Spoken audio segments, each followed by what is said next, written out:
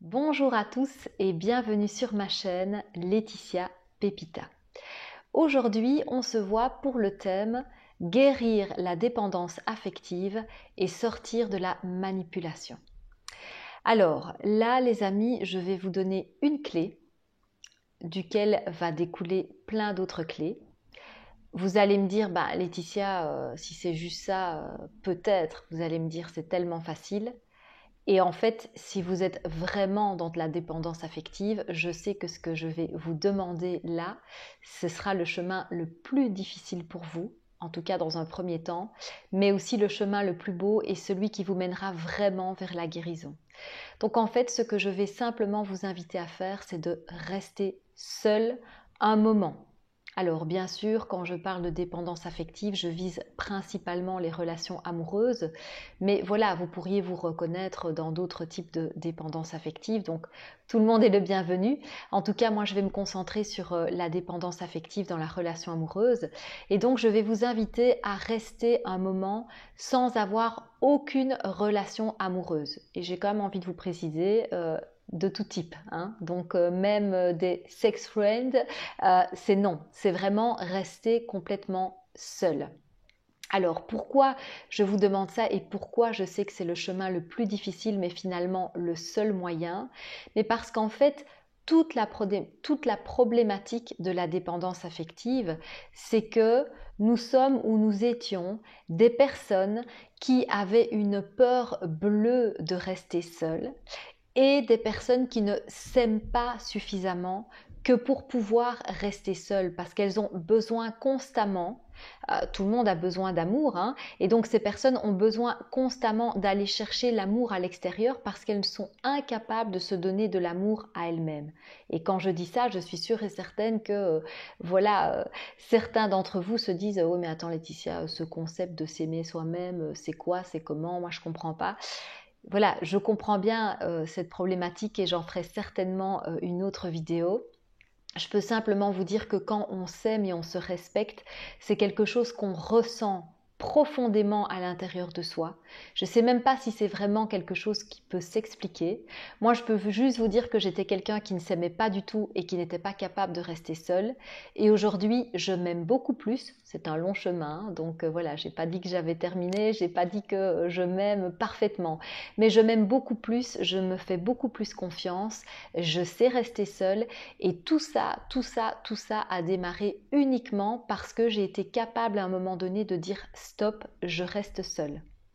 Alors, je vais aussi beaucoup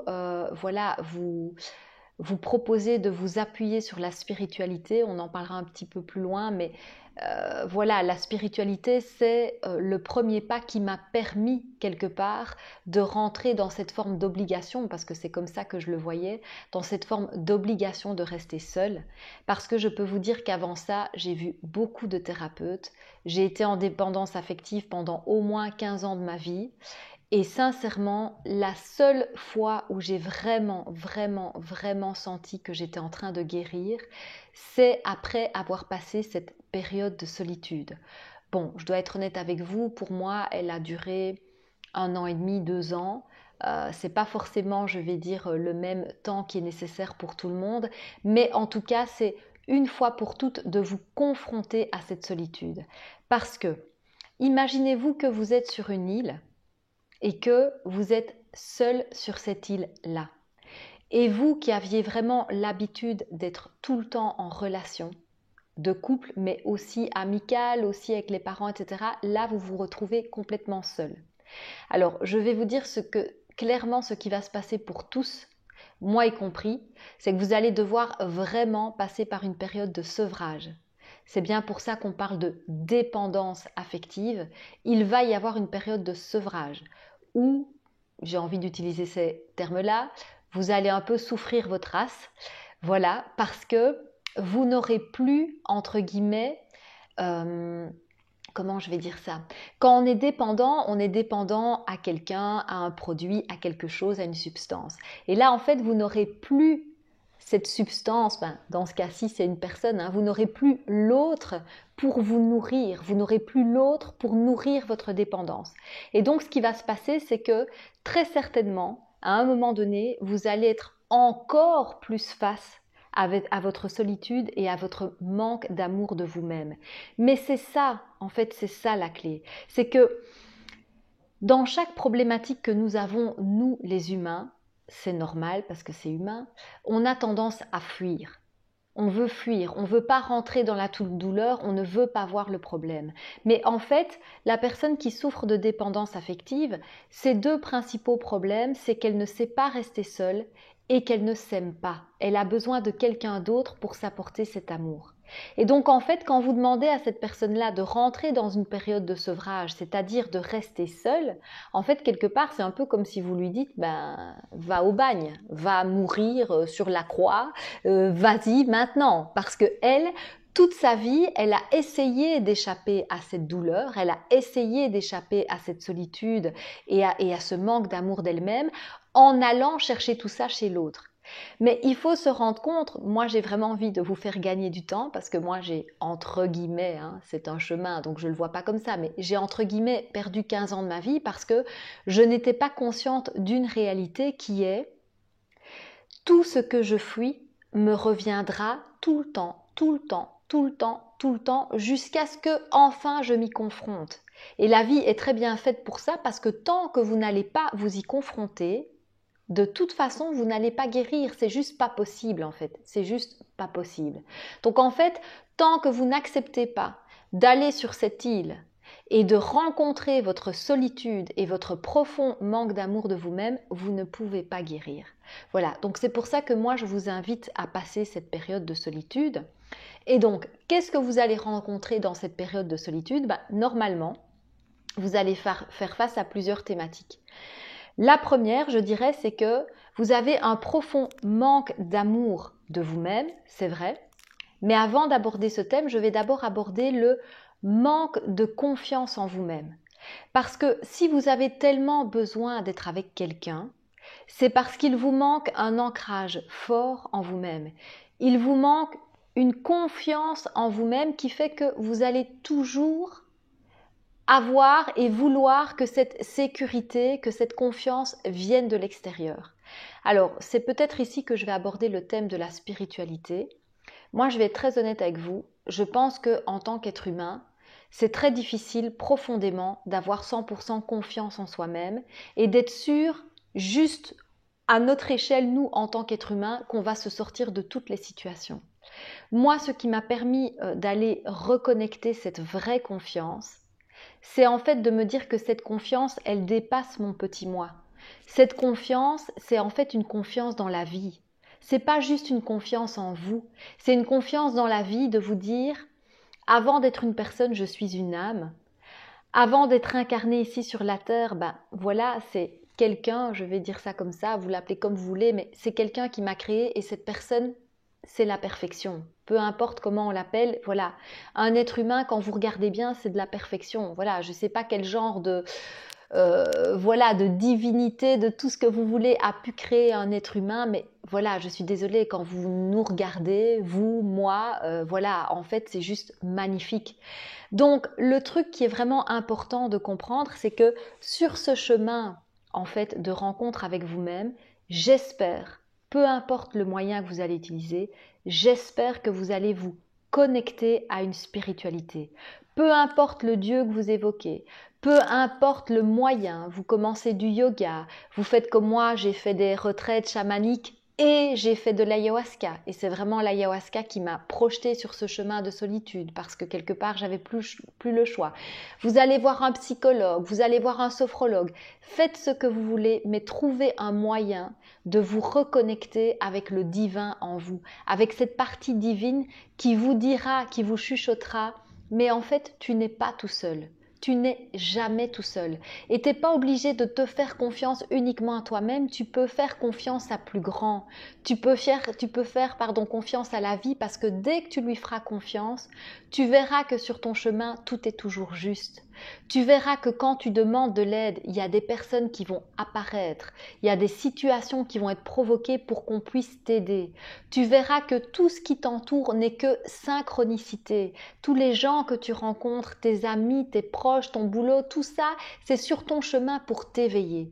Donc là, je vais vraiment te dire, essaye de sortir de ton petit toit et rappelle-toi que tu es un miracle de la vie et que si tu fais confiance à quelque chose de plus grand, eh bien tu verras que cette confiance, elle va vraiment devenir intrinsèque. Donc pour moi, sur ce chemin de rencontre de soi-même, de solitude, on a ce besoin de se faire à nouveau confiance et pour ça, c'est bien de se connecter à quelque chose de plus grand, que je vais nommer ici la vie. Je fais confiance à la vie, je sais que elle ne va pas m'abandonner, je sais que si j'accepte de rencontrer ma solitude, il y a plein de cadeaux qui vont s'ouvrir sur mon chemin. Voilà. Donc, le fait d'être seul, je prends toujours cette image, hein, vous êtes tout seul sur votre île, donc déjà, ben voilà, vous allez devoir déployer de l'autonomie. J'ai aussi envie de vous inviter, une fois que vous avez trouvé cette confiance en vous-même, à faire un exercice qu'un très bon thérapeute, voilà, je vous le mettrai en lien, qu'un très bon thérapeute m'avait conseillé, c'était écrivez une lettre à votre prince charmant ou à votre princesse charmante, et demandez-lui tout ce que vous souhaiteriez de sa part. Voilà. Si j'étais en relation, j'aimerais être en relation avec quelqu'un qui m'apporte beaucoup d'attention, avec quelqu'un qui me fait voyager, avec quelqu'un qui m'offre des cadeaux, avec quelqu'un qui me répète tous les jours qu'il m'aime. Écrivez cette lettre le plus sérieusement possible. Voilà. Qu'attendez-vous d'un prince charmant? Qu'attendez-vous d'une princesse charmante? Écrivez-le de la manière la plus complète possible et ensuite relisez cette lettre et rendez-vous compte que tout ce que vous avez écrit, ce sont vos propres besoins et que ces besoins, maintenant que vous êtes tout seul sur cette île, eh bien vous allez devoir les combler par vous-même. Quand vous dites, voilà, pour me sentir aimé, j'ai besoin d'avoir des attentions, j'ai besoin d'avoir quelqu'un qui pense à m'organiser un petit week-end à l'étranger, qui pense à me réserver un restaurant, qui pense à nous réserver un terme. Eh bien, dites-vous, à partir de maintenant, ce petit voyage, ce petit week-end, ce restaurant, eh bien tout ça, je vais me les offrir à moi-même. Je n'ai pas besoin d'attendre que ça vienne de l'extérieur. Alors bien sûr, je sais que c'est confrontant, je le sais. Peut-être que la première fois que vous allez aller au restaurant tout seul, ça va être un peu confrontant. Peut-être que la première fois que vous allez partir en vacances tout seul, peut-être, ou avec simplement une copine, mais que vous aurez organisé tout ça vous-même, peut-être que ça va être un peu confrontant. Mais moi, je vais vous dire ma vérité. Ma vérité, c'était que c'était jouissif.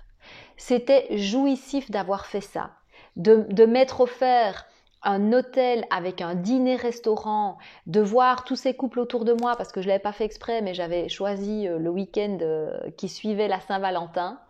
Et en fait, j'ai tout simplement kiffé parce que j'ai pris du plaisir à me faire plaisir, à me dire mais mon Dieu, c'est génial. En fait, j'ai pas besoin d'avoir quelqu'un pour voyager, pour aller au restaurant, pour m'offrir un hôtel, pour aller faire une randonnée. J'ai pas besoin. Alors, bien sûr, quand vous aurez terminé votre période de solitude, vous aurez de nouveau envie de partager ces moments-là, mais vous n'aurez plus besoin d'avoir quelqu'un, vous aurez envie de partager, c'est pas la même chose, c'est pas la même saveur. Parce que si par la suite un week-end ou l'autre, finalement, il n'y a pas quelqu'un qui est disponible pour vous accompagner, votre chéri ou votre chérie n'est pas là, votre meilleur ami n'est pas dispo, c'est pas grave. Là maintenant, vous connaissez le chemin. Donc ce restaurant, vous allez vous l'offrir, ce terme, vous irez, ce cinéma tout seul, vous irez et c'est juste magnifique, c'est jouissif de se faire plaisir. Voilà, donc moi c'est vraiment ça que je vous souhaite du plus profond de mon cœur. Donc voilà, vous allez accéder à une confiance en vous-même. Vous allez accéder vraiment au fait que vous savez vos besoins parce que vous avez écrit cette lettre à votre prince charmant ou votre princesse charmante et maintenant tous ces besoins qui sont écrits, vous allez les prendre en main. Comme vous êtes tout seul sur cette île, ça va vous demander de l'autonomie. Et comme maintenant vous avez cette grande confiance qui dépasse la confiance en vous-même, mais vous avez confiance en l'univers, vous allez vous rendre compte que finalement, même tout seul, vous êtes capable de faire 1 milliard de choses. Donc ça va vraiment renforcer votre confiance en vous. Alors, ce que je vous souhaite aussi sur ce chemin, c'est vraiment de vous rencontrer et d'aller vous rencontrer tellement profondément que si ce n'était peut-être pas encore fait, vous allez vous découvrir des nouvelles passions et même peut-être une mission de vie. Vous allez vous rendre compte que votre mission de vie finalement, c'est d'aider les autres, c'est d'être dans le développement personnel, c'est de faire de la musique, c'est d'entamer une nouvelle carrière. Voilà, vous allez vous trouver des passions, vous allez vous trouver une mission de vie, vous allez trouver le pourquoi votre âme est venue s'incarner, qu'est-ce qu'elle a envie d'expérimenter. Et ça aussi, c'est un énorme cadeau parce que à partir du moment où vous vivez votre vie à partir de passion, à partir de choses qui vous animent, à partir de moments où vous êtes dans un flow, parce que ce que vous faites, ça vous fait tellement kiffer, en fait, vous allez vous rendre compte que votre dépendance, là aussi, elle va s'atténuer. Parce que si j'ai une passion, si je suis convaincue que j'ai une mission de vie, que j'ai quelque chose à apporter au monde, que mon âme est ici pour faire quelque chose et que je prends ce chemin-là, bien sûr que j'aurai toujours envie d'avoir un amoureux ou une amoureuse, mais la relation à cette personne ne sera plus jamais la même parce que moi, je me suis rencontrée. Parce que moi, j'ai été profondément chercher ce pourquoi je suis là. Et si même un jour cette personne me quitte ou si moi je la quitte, il n'y a pas tout mon monde qui va s'effondrer parce que mon monde sera fait de moments où je vais me retrouver moi, de moments où je vais accomplir ma mission de vie, de moments que je vais m'octroyer pour tout simplement faire ce que j'aime, kiffer mes passions. Et donc, vous voyez, il n'y aura plus juste une vie qui sera concentrée sur une seule personne, cette personne qui doit m'aimer à tout prix. Donc ça, franchement, c'est super important aussi. Alors, ce que vous allez normalement découvrir aussi sur ce chemin, c'est tout simplement l'amour de vous-même. L'amour de soi, c'est un chemin. Je peux vous dire que moi, je me suis dit, non mais attendez, me demander de m'aimer moi, c'est genre, tu me mets devant l'Everest, tu me dis, Laetitia, t'es en petit short, t'as même pas de sac à dos, t'as pas de chaussures de rando, t'as pas de bâton, t'as même pas de nourriture, en fait, t'as rien. Et tu dois commencer à marcher parce que l'amour de toi, il est là au-dessus. Je vous le dis clairement, moi j'ai commencé comme ça. Sincèrement, je me suis dit non mais ça, en fait ce que vous êtes en train de me demander là, c'est pas possible. Je le dis clairement, c'est pas possible. En fait si, c'est magnifique parce que ça a été hyper possible. Et en fait, quelque part, ça s'est fait naturellement dans cette rencontre avec moi-même. Parce qu'à partir du moment où vous êtes tout seul sur cette île, bon je prends toujours cette image, mais en gros, que vous avez vraiment décidé, même si c'est la chose la plus dure que vous ayez à faire, que vous avez décidé de rester seul à un bon moment, parce que j'ai quand même envie d'être honnête avec nous, avec nous, avec vous, en fait on est ensemble, donc j'ai envie d'être honnête avec vous. Si vous me dites Laetitia, je suis restée célibataire 2 mois, et puis voilà, j'ai repris une relation, je vais vous dire non, 2 mois c'est pas assez, les amis, il faut quand même être honnête. Donc voilà, moi je vous dis, ça a duré 1 an et demi, voire 2 ans, il faut quand même se laisser un certain laps de temps. Et ne vous inquiétez pas, moi j'ai fonctionné par étapes, je me suis dit bon, je vais d'abord rester seule un petit peu. Et puis quand j'ai vu que j'avais encore des choses à apprendre, des choses à guérir, que j'avais tout ce chemin spirituel qui m'appelait beaucoup, etc. Je me suis dit non, tu sais quoi, je vais encore un petit peu prolonger. Et puis encore un petit peu, et puis encore un petit peu. Et puis au final, ça a duré 1 an et demi, 2 ans. Je suis plus là à compter les mois, mais l'idée c'est allez-y pas à pas. Ne vous dites pas ah ouais, donc là Laetitia elle a dit que je dois rester seule, célibataire 2 ans. Parce que là, je pense qu'à peine commencé, vous allez déjà vous dire non mais en fait c'est pas possible. Non, l'idée c'est pas ça, c'est vous commencez petit à petit. Voilà, si quelque part ça vous rassure, vous pouvez vous dire je vais déjà commencer par être seule 3 mois.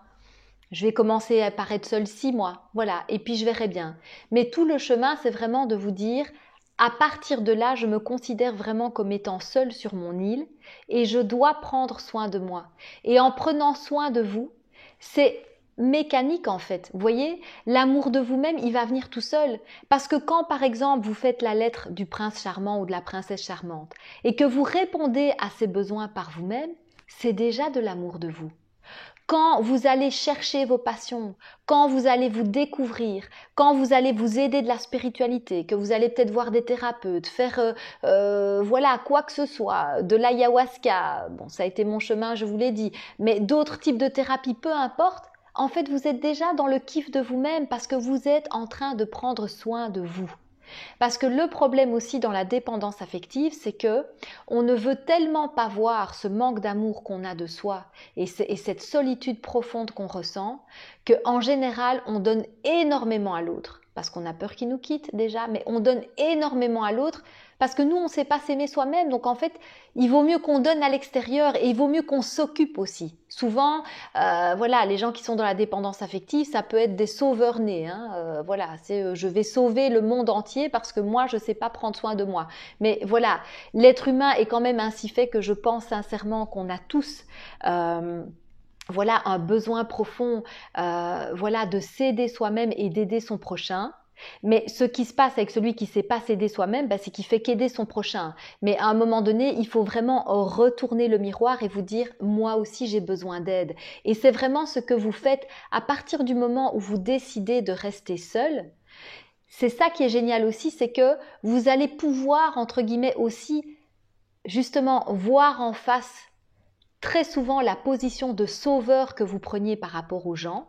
Et ça, vous allez voir, c'est aussi quelque chose qui est voilà, difficile au début. En tout cas, c'est confrontant de réaliser que quand on n'a plus quelqu'un de qui on doit s'occuper, eh ben, il y a un fameux vide, quoi. Il y a un fameux vide parce que souvent, le dépendant affectif, il a passé toute sa vie à l'extérieur de lui-même, à sauver les autres, à se fuir, à avoir plein de relations, à avoir plein d'activités parce que, voilà, il ne faut pas rester seul, il ne faut pas se confronter à soi. Et donc, voilà, il y a vraiment ce besoin aussi, quelque part, de se sauver soi-même et quand enfin vous allez arrêter de sauver les autres pour vous sauver vous, mais l'amour de vous-même va arriver aussi les amis. C'est tout ça est sur le chemin, ce ne sont que des cadeaux en chemin. Voilà. Alors je vais regarder, mais je pense que c'est tout pour aujourd'hui, c'est déjà pas mal, 22 minutes. Voilà, j'espère que cette vidéo vous aura aidé. Eh bien, je vous remercie d'être là, je vous fais plein de gros bisous. Si vous avez aimé cette vidéo, n'hésitez pas à liker, ça me fait plaisir et ça me permet de continuer ma chaîne. Bisous bisous!